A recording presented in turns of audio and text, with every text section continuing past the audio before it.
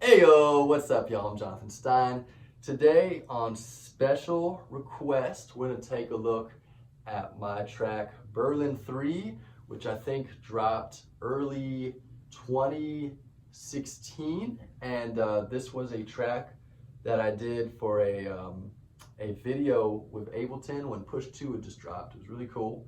Went up to Berlin to film it with them, and the concept of the track is really cool because I basically just had 2 hours to make it on camera, and that was it. And the end result was this track and the rest of the EP, 2 other tracks as well.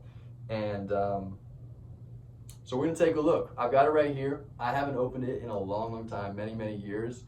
So it's as fresh to me as it is to y'all, and we're just gonna see what I was doing back then. All right, let's peep. So let's push play.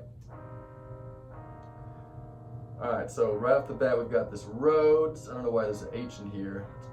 And, okay, pan a little bit to the right. So this is one of my classic electric Rhodes. Really what makes the sound is the pickup symmetry being all the way at 0. So it has this very present sound. Alright, so regular compression, and interesting, I was really into multi-band compressing at the time for EQing. So it's almost as if this is my EQ and the low mids are really tucked in because of that. Just gives a lot of extra presence. Meanwhile, this piano is just twinkling away over here. I think it's just playing octaves. Same thing, really just ducking those low mids. And then reverb's just doing a lot over here, making it sparkly. Cool, and this is really simple here too. This is just a sine wave, a single oscillator with, it's ultra simple. Yeah, just plopping away with ping pong delay and a small reverb, and that's it. So then up here we've got these pair of leads, each panned equally left and right to give it balance. One is square wave, one is saw wave, looks like. And these are pretty simple too. Single oscillators with slow attacks to make them vocal, and a little bit of this filter envelope to give it a bit of that wow wow. And I was playing this little melody. Same thing here, really being specific about my low mids. It's good, it's what gave this track a lot of clarity. Reverb and delay. Cool. Oh, we just missed the drop. Let's run it back.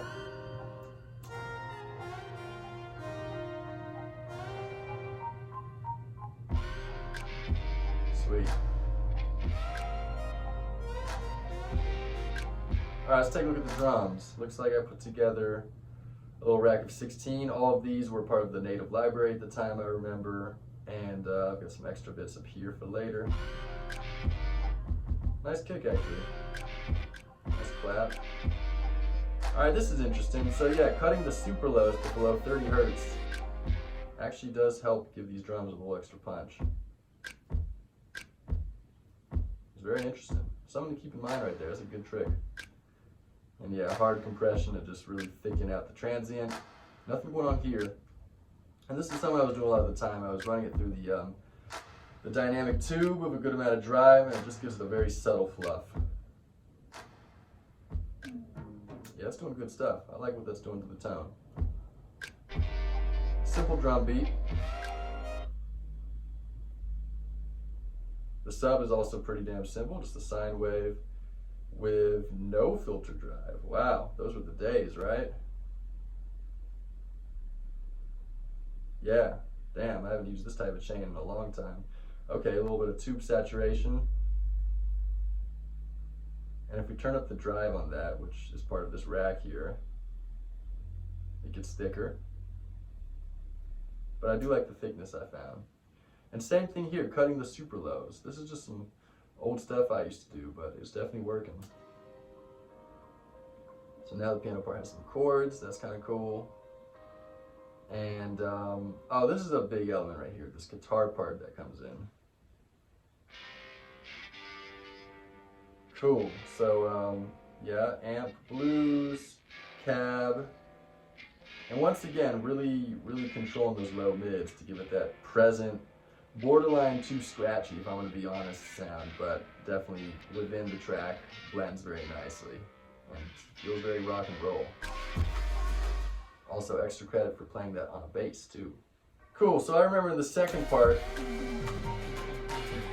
I had the idea to contrast the main part, which had all those pretty chords, and just do like a one-note riff thing. So I played this rockin' bass line on my bass, and the big part of this tone is the overdrive, honestly. I mean, that's what makes it so badass. But also it's pretty low cut, so it gives a lot of presence and it's not muffled. And interesting, some mids are scooped out.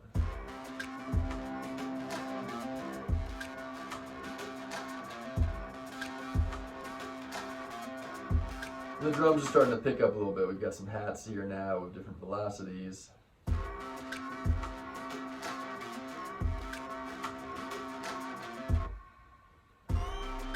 So here I'm just kind of superimposing material from the A section onto the B section. And this is all working because it's all in the key of C, I believe.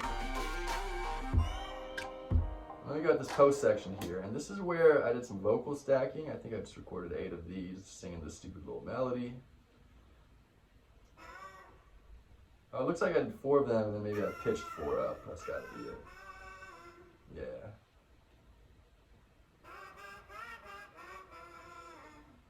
Sounds like a weird choir of ducks or geese.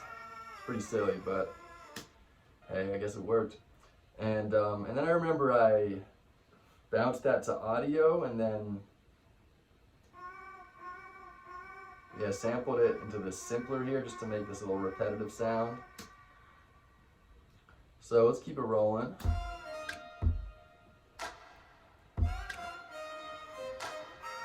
I'm going to pause and just say a big thing that was cool about this track, and I think was reflected nicely in the video, is the arrangement of it was performed live on push, just by sequencing in arrangement view, session view rather, just by sequencing in session view the different clips, and I just kind of got lucky in that it worked out very nicely like this with these dropout moments.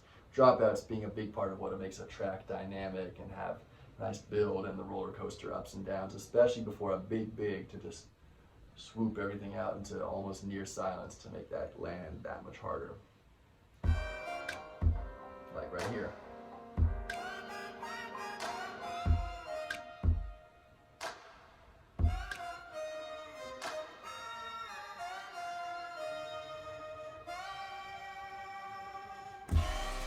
Yeah. Drums are full out here. Now there's like a double time hat part. Crazy.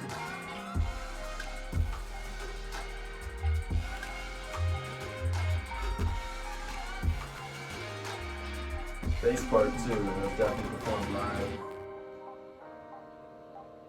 And then we take it out into piece again.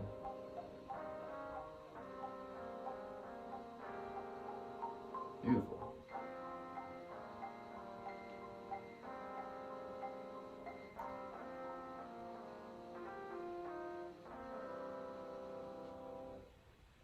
So there you go. That was a nice look at my track Berlin 3.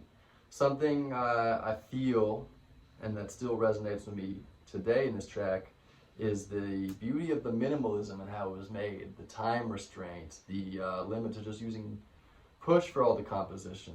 You know, there's really not that many tools happening here, and yet with those tools, a lot of expression and range of energy is drawn from it, is milked from it, and it's really nice. There's a piece to it, despite the track having some nice energetic moments. So yeah, take away from that what you will. Check out the project file. There's definitely good stuff in here. So once again, thank you so much for being here. It's always a pleasure to share what I know, and I can only do this with the help from you. I love y'all. Hope y'all staying safe. Hope y'all are staying creative. Take care, and I'll see you soon.